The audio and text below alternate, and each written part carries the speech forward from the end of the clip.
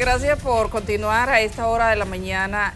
Recibimos nuestro invitado. Decirles antes de comenzar nuestra entrevista que se comunicaba con nosotros, hay una parte de la comunidad del Ayuntamiento de Nigua, de la alcaldía, que vienen al Congreso esta mañana a plantear su situación.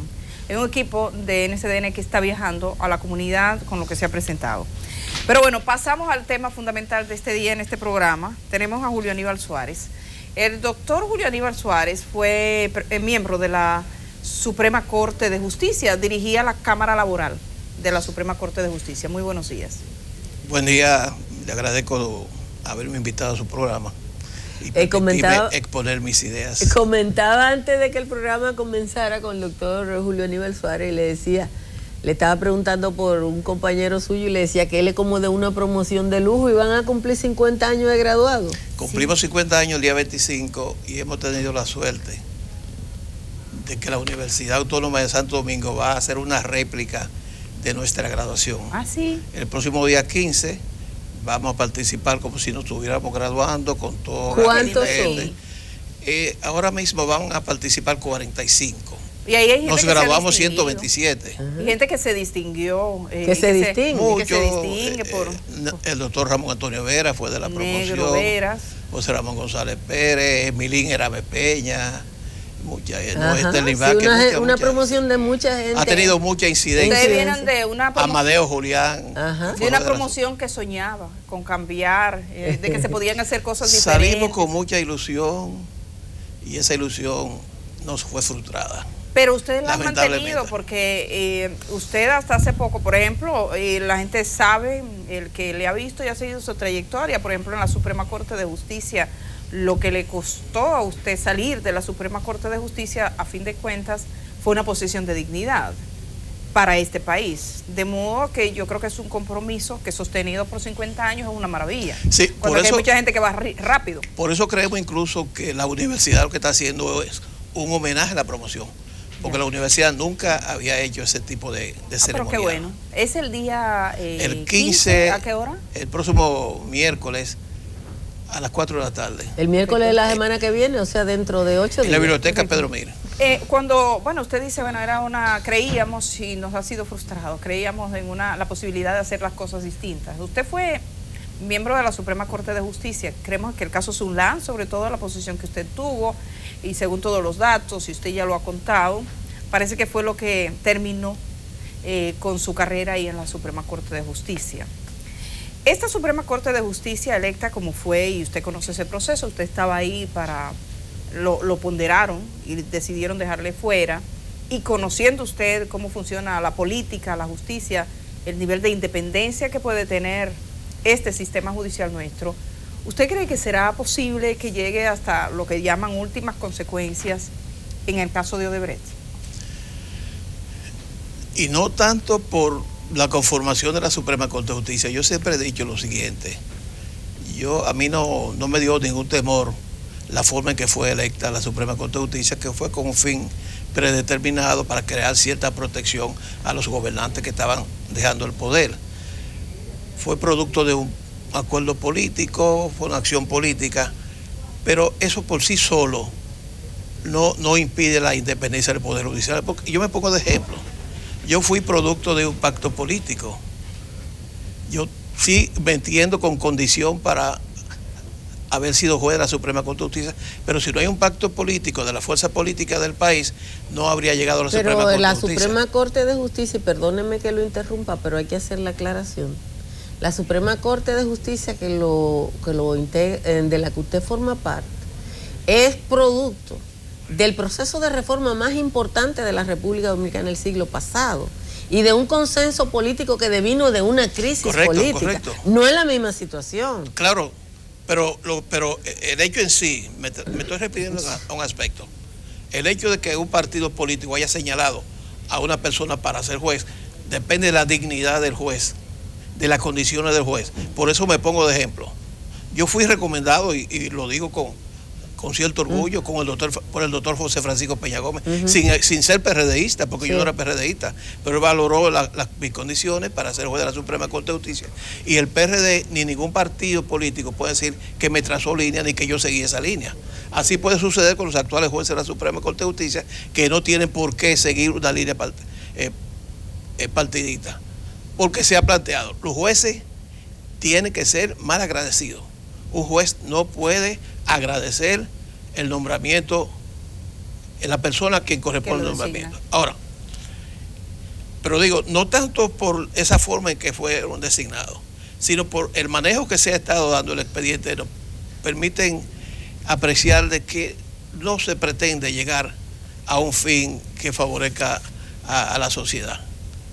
El manejo que se le ha dado al expediente, la forma en que ha sido manejado, es decir, cómo estamos tratando de conseguir unas pruebas a través de la declaración de los imputados, cuando normalmente lo que se hace es la investigación y los imputados se le interroga, no tanto para obtener documentación, sino para garantizar su derecho de defensa. Usted se está refiriendo a porque claro, yo comencé la pregunta con el tema de la Suprema Corte de Justicia, que representa como el Poder Judicial, pero para que la Suprema Corte de Justicia tiene, porque el Ministerio Público. Sí, por eso distingo. Sí. Porque para que llegue a la Suprema Corte de Justicia tiene que pasar por la Procuraduría. Aunque hay mecanismos que no existían anteriormente, porque el Procurador General de la República podría decir que no procede el apoderamiento, y hay un recurso ya, el nuevo Código Procesal Penal establece un recurso de impugnación contra la decisión del Ministerio Público. ¿Por qué usted piensa que lo que está haciendo la Procuraduría General de la República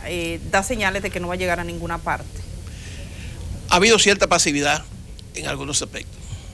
Pasividad en cuanto y falta de efectividad. No se han tomado medidas que han podido ser más efectivas en la localización de la prueba. Se hace una invitación para, observen ustedes que casi siempre se habla de invitación. Sí. Todavía no se ha hablado de que hay el inicio de un proceso formal. Todavía estamos a nivel social de una invitación, y después de esas invitaciones, donde se pasan 14 horas, que yo no sé cuáles preguntas se pudieron estarle haciendo a una persona durante 14 horas, se anuncia, y la prensa llega primero, a hacer un allanamiento. Al allanamiento al apartamento de uno de las personas que podrían ser imputados. Que si encontraban algo ahí, yo creo que debían sancionarlo no por el hecho en sí, sino por dejarlo. Por tonto. Es decir, ¿cómo se podría pensar que se iba a encontrar nada aquí? Además, ese tipo de infracción no está a nivel de un papelito de esa manera. Pero hay otra cosa. ¿Qué salida se le está dando ahora? Un acuerdo. Un acuerdo confuso que no se sabe lo que es. Porque se está planteando, ustedes ven las personas que están defendiendo el acuerdo y dicen, en primer lugar, el artículo 2 del Código Procesal Penal establece que el proceso es un caso extremo. Cuando el artículo 2 del Código Procesal Penal lo que plantea es que los tribunales decidirán sus asuntos para los casos, para contribuir a la armonía social. ¿Qué es lo que plantea el código con eso? Lo que está planteando es que ya el concepto que teníamos de venganza de la pena se ha eliminado. Lo que se quiere es la restitución de la armonía social. Cuando hay un delito, cuando hay un crimen, se crea esa armonía social. Entonces, por eso se plantea.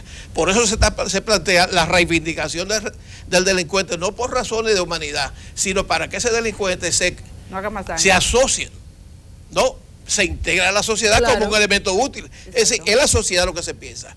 Y cuando se habla que son casos extremos, la actuación de los tribunales, lo que se está hablando es la prevención, que no podemos esperar que llegue el crimen para tomar medidas o accionar frente al crimen. Se habla, casos extremos, de la política criminal es que se plantea.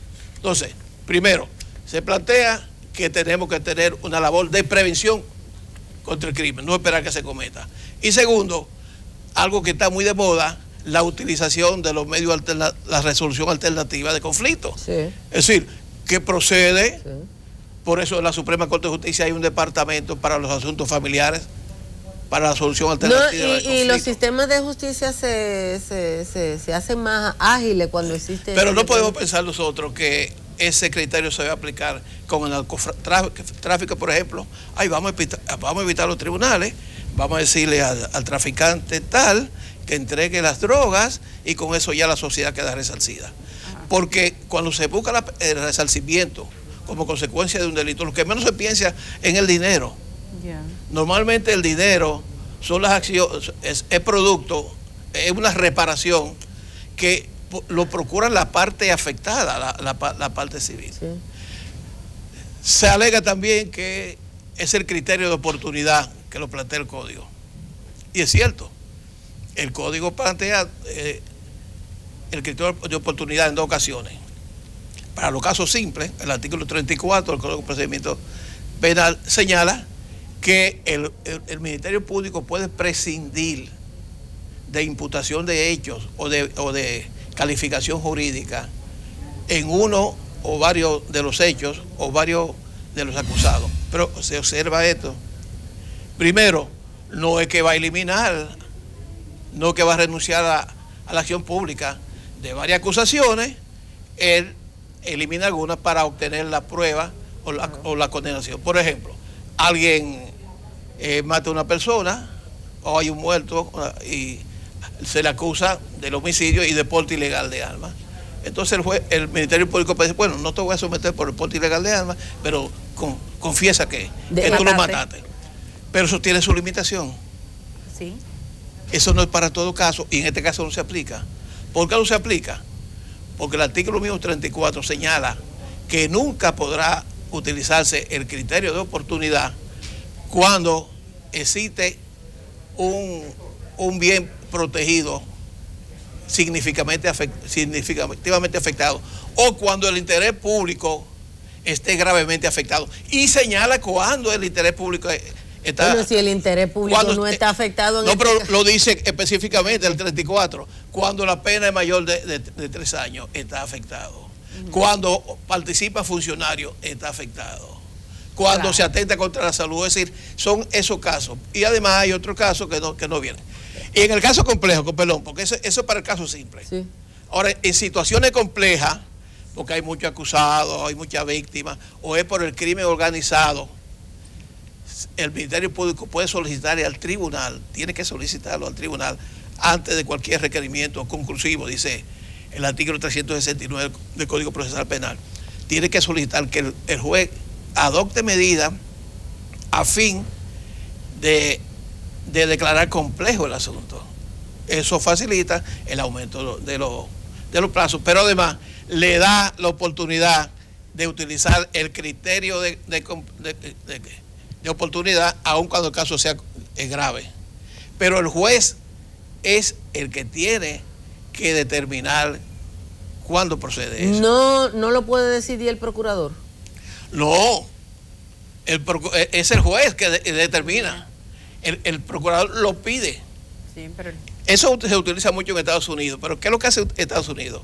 Cuando Estados Unidos tiene un caso, es una situación compleja, y no tiene, el Ministerio Público no tiene pruebas para ciertos hechos, llega a un acuerdo con el imputado sobre esos hechos. Para que devele. Para eso, con esos hechos que él sabe que no se lo puede probar. Y entonces, para que haya, y lo dice el 370 lo señala, y el 369 es decir, ¿cuándo cuándo se produce eso? Cuando hay una situación en que hay participación, colaboración del imputado para que el crimen no se siga cometiendo, para establecer la culpabilidad de otro imputado, pero no de esta forma como se está presentando. Porque estamos hablando de todo eso, estamos hablando por imaginación. Sí, porque no, por lo que se ha dicho. porque no está el documento. Porque otra cosa que es un documento confidencial, que no puede ser confidencial. Espéreme, doctor, porque yo creo que eso es fundamental. ¿Por qué el acuerdo del procurador con Odebrecht no puede ser confidencial? Porque tiene que ser decidido por el tribunal, eso tiene que judicializarse y no puede haber un asunto judicial que sea confidencial. Además, no puede ser confidencial un asunto donde está envuelto el interés nacional, De la cuenta de interés público. Pero además es el juez Ese asunto tiene que someterse y el tribunal decir procede o no procede. Como constituye un error algo que oí decir, que el procurador ya recibió el dinero. Él no puede recibir ese dinero. Eso también. Porque que el tribunal puede rechazar eso. Eso es bueno saberlo. Y si se cumple con los artículos 34, 369 y 370, el tribunal tiene que rechazar ese recurso. Ay, Dios mío, perdóname, te he interrumpido 3 veces. Tranquila, perdónenme, ustedes también, porque eso es fundamental. Usted dice que si llega a la justicia es público. O sea que si yo solicito a un tribunal un caso que ya está judicializado, ¿tienen que darme la información? Claro. En el caso sí me llama la atención, hay algunos aspectos. Usted dice, el Procurador General de la República, porque él lo anunció en la nota que se hizo pública, donde da parte del acuerdo, hay varios aspectos. Primero, que ha recibido $30 millones a la firma de eso. Dice usted que no puede recibirlo porque si no está judicializado, es que no está autorizado por el tribunal competente. Ese es un aspecto. Están así que ellos están planteando que lo van a someter. El otro aspecto es el Dicen alcance. Que no tienen que someterlo, pero que lo van a hacer. El tema es el alcance, digamos, que recibe, porque usted dice, bueno, cuando en Estados Unidos llegan a acuerdo con un imputado, es porque ese imputado da algo a cambio, está ofreciéndote algo. Lo que ha dicho la Procuraduría General de la República es que Odebrecht le va a traer los datos de las delaciones de los 77, que además van a ser públicas, cuando se hagan públicas no le está adelantando nada, se lo va a traer a la República Dominicana, que a eso se comprometió. No parece que sea una ganancia importante, en virtud de que ya eso está en manos de las autoridades brasileñas y eso iba a ser develado.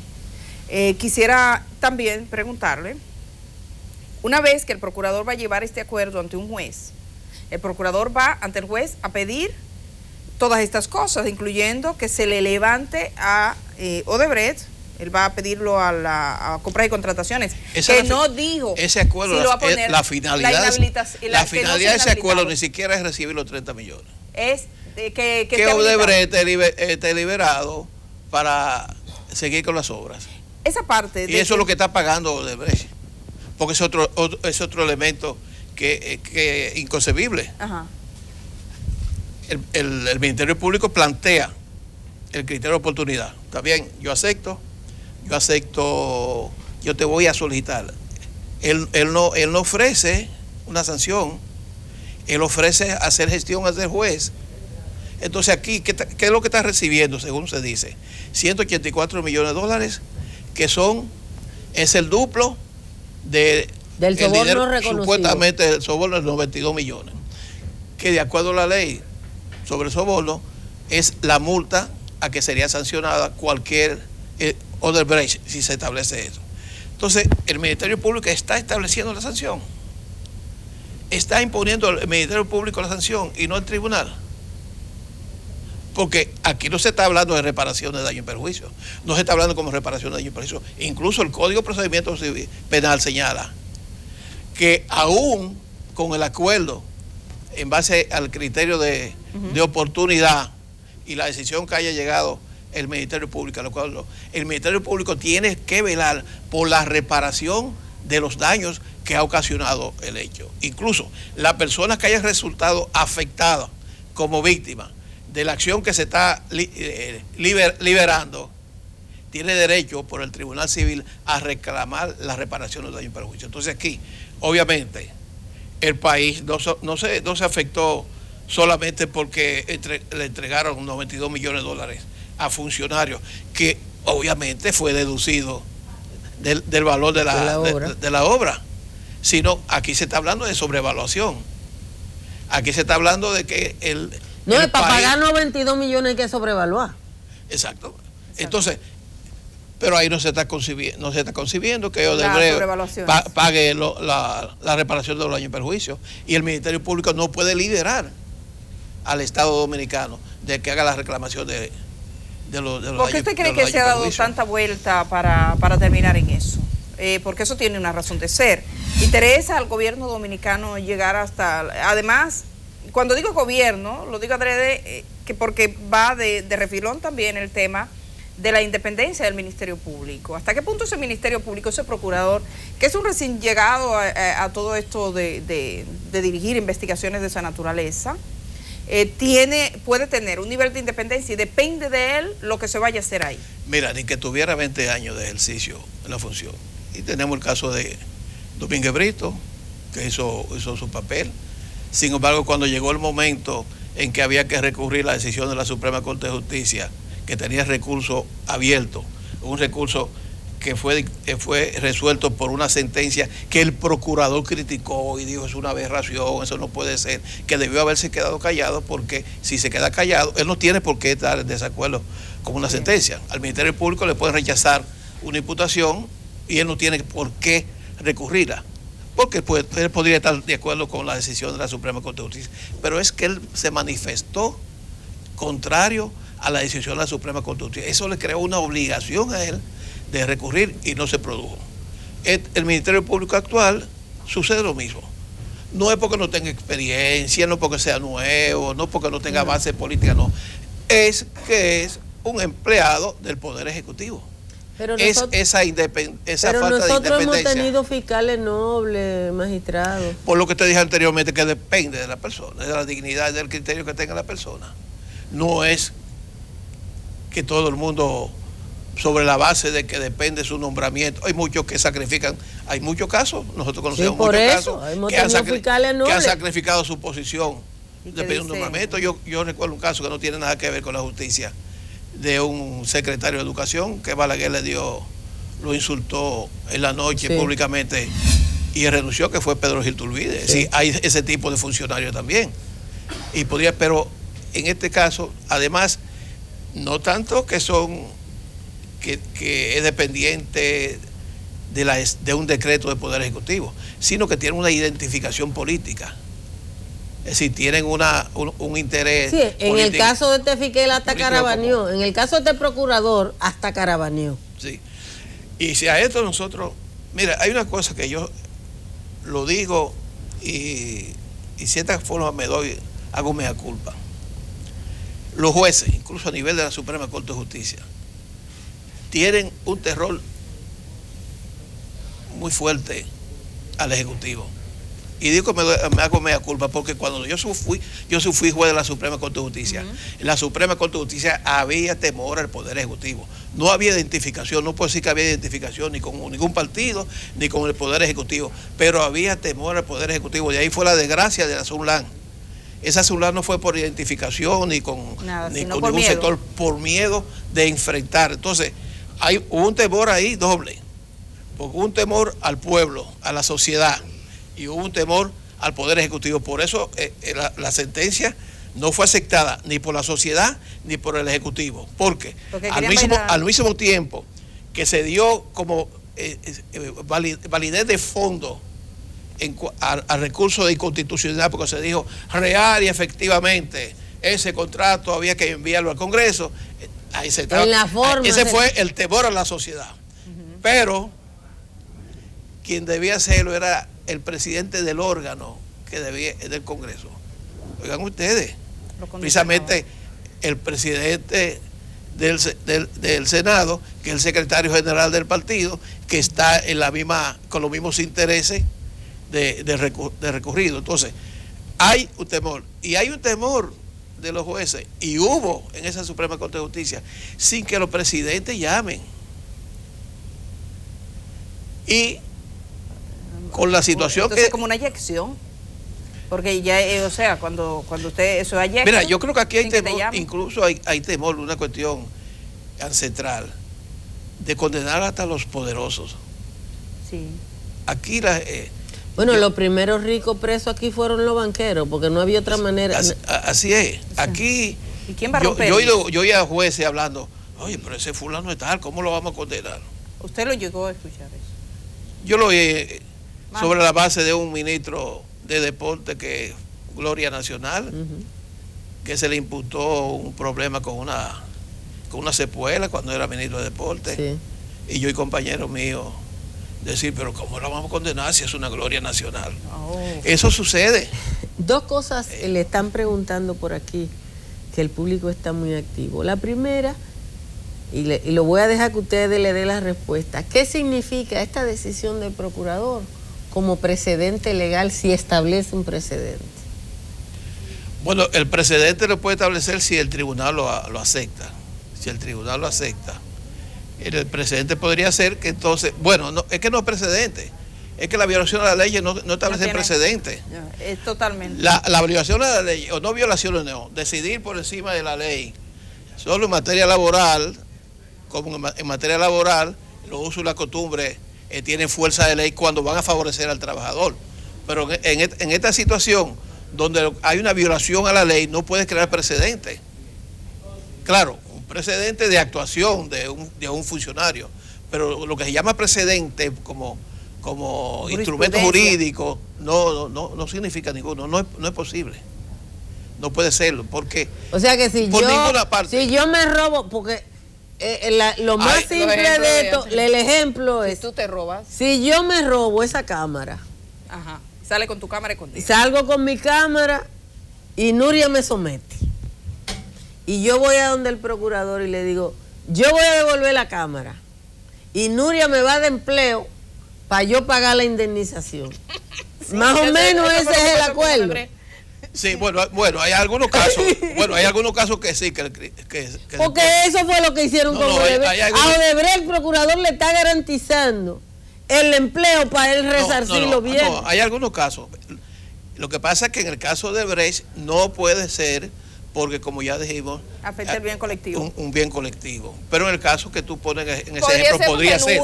Porque uno de los casos en que es posible la conciliación es cuando hay un robo sin violencia y sin armas. Sí, eso lo establece el nuevo código. Anteriormente eso no era así. Antes tú te robabas un radio, un carro, y tú lo devolvías y aún así te condenaban. Ahora, si hay un robo, si hay una difamación, si hay ciertos hechos, algunos golpes que tú puedes llegar a acuerdo y la justicia se paraliza. Claro, golpes cuando no son golpes intrafamiliar o por violencia de género. Sí, en este caso no sería un robo privado a una persona, una entidad privada, y esto fue un robo al pueblo dominicano, al pueblo completo. Aquí hay otro televidente, la gente está planteando cosas que uno no las piensa. Dice que si las compañías que participaron junto a Odebrecht en concursos y que fueron asociadas a Odebrecht, que son 17 empresas dominicanas, pueden demandar a Odebrecht por daño y perjuicio. Habría que ver en qué perjuicio fueron. En Perú lo están planteando. Fueron afectados. Oye, ¿en Perú lo están planteando? Sí, compañías que fueron socias de Odebrecht en el sentido de que entraron de buena fe. Es lo que ellos han considerado y que les afectó. Mira, hay un principio. Pero eso sí se afecta también. Hay un principio consagrado en los artículos 1382 y siguientes del Código Civil, de que todo aquel que ocasiona un daño a otro está en la obligación de repararlo. Y que no solamente se responde de los daños que tú ocasionas personalmente, sino de las personas que dependen de ti. Entonces habría que establecer ahí lo que se llama una relación de causa y efecto, de causalidad. Es decir, producto de un hecho ilícito, tiene que haber una relación de causa y efecto. Ese hecho ilícito a ti te produjo un daño. Todo el que ese hecho ilícito le produjo un daño puede hacer la reclamación. Evidentemente el Procurador General de la República, que se ha dicho, no lo ha dicho el Procurador, pero lo han dicho unos abogados vinculados a la defensa de lo que se ha hecho, del acuerdo, que supuestamente van a ir, ese acuerdo lo van a llevar a la justicia. De llevar al Procurador General de la República ante un juez un acuerdo que él ya ha hecho, vía de hecho, algunas cosas como cobrar los 30 millones de dólares, según lo que él dice. Sí, se lo rechaza. Yo quiero saber, usted tiene al juez y usted tiene de frente al Procurador General de la República, que en teoría representa los intereses del colectivo, pero sabemos que no, y en este caso menos. ¿Puede intervenir, por ejemplo, estas organizaciones que están firmando el libro verde y que están reclamando, una entidad jurídica, puede ir como interviniente, decir, yo me opongo a este acuerdo? O sea, puede postular. Esa es la última pregunta que están haciendo. Sí, puede postular. Sí, después que el procurador eleve, aún diciendo el procurador que es clandestino su acuerdo, si cuando llegue a un juez, una persona puede oponerse porque... O una institución.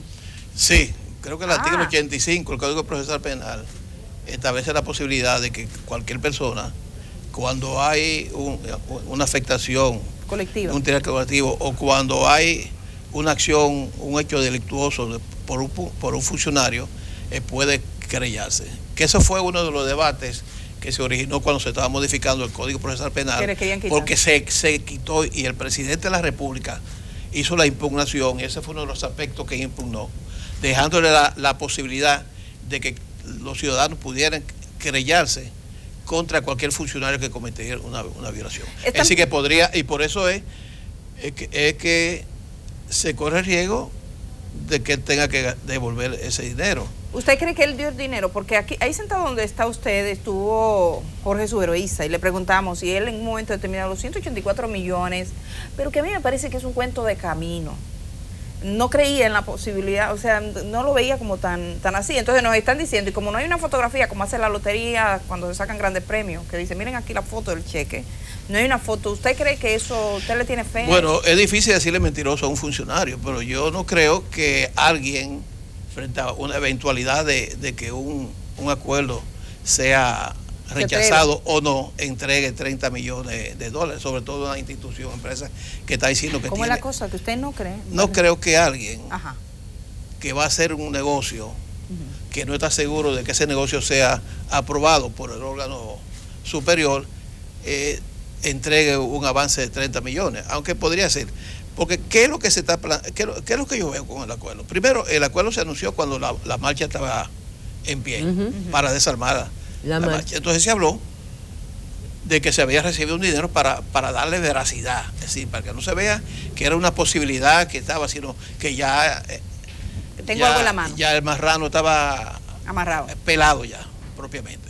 Entonces, eso se hace, y con lo que se estaba buscando con esto es tranquilizar a la población, porque aquí tienen la costumbre de que cuando hay una situación de violación, el gobierno anuncia que ha recibido un dinero, como el caso de la Barrigol, como el caso una vez de Codetel, que tuvo un conflicto con el Estado, el caso de Central Romana, cuando Antonio Guzmán, y la gente se tranquiliza y el gobierno aparece como que fue la institución que supo salvaguardar los intereses del país. Y yo creo que más que los 184 millones de dólares, esta situación que se está presentando con este caso es una cuestión no tanto de dignidad, sino de tratar de que el país se encarrile sobre la base de reclamos de los derechos,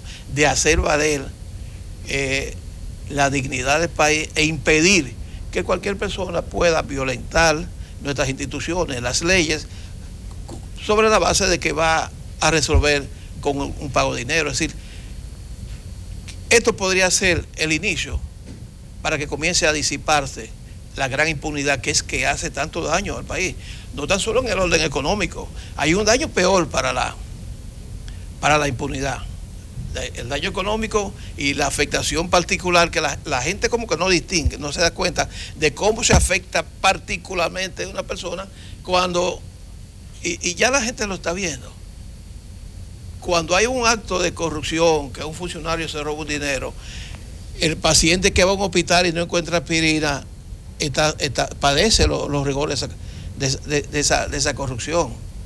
Pero además hay una situación más grave. Uno de los factores del incremento de la delincuencia es la impunidad. Sí. Es un estímulo, es un incentivo a la delincuencia. Y no de delincuencia de personas que tienen, podríamos hablar, si se pudiera hablar de genética o de ser propenso a la delincuencia, sino de personas con buenos criterios. Sí. Personas bien formadas, que se sienten frustrados. Eso es otro elemento moral, frustrado, porque yo que hice tanto esfuerzo, yo que estudié tanto, que me dediqué, que me consagré, a los perversos vivo en una situación, y aquel tipo, porque está robando, porque es amigo del gobernante, porque no obedece la ley, está muy bien. Entonces yo voy a dedicarme a lo que se está dedicando ese tipo, porque eso es lo correcto. Gracias. Sí.